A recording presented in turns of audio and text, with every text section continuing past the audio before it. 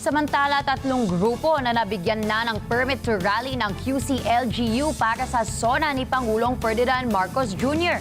Si Mar Gabriel sa detalye ng balita. Mar?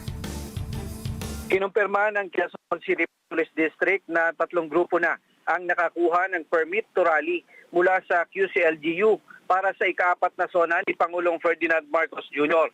Ayon kay QCPD spokesperson, Police Captain Phoebe Madrid, isa sa mga nakakuha ng permit ang grupong bayan na kumakatawan sa mga anti-government protesters na sa harap ng St. Peter Church sa Commonwealth Avenue. Mas malapit ito sa batasan kumpara sa dati nilang pwesto sa kanto ng Tandang Sora.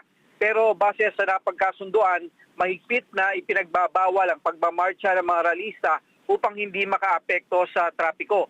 Dahil mas malapit na ang mga ralista, magpapatupad ng adjustment ang PNP sa kanilang security deployment. Nakakuha din ng permit ang Maharlika na binubuo naman ng mga pro-government protesters na pinayagan namang makapwesto at makapagprograma sa harap ng Commission on Audit. May isa pang grupo na nakakuha ng permit para magprograma naman sa White Plains Avenue malapit sa EDSA.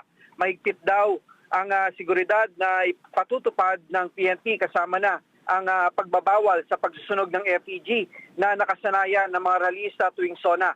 Mananatili namang bukas sa trapiko ang 3 lanes ng Commonwealth Avenue northbound.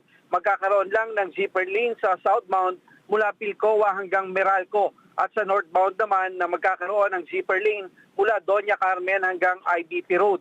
Aabot sa 22,000 pulis ang ide-deploy ng PNP para magbantay sa loob at labas ng Batasan Complex. Para sa Mata ng Agila, Mar Gabriel, matatag, matapang, matapat.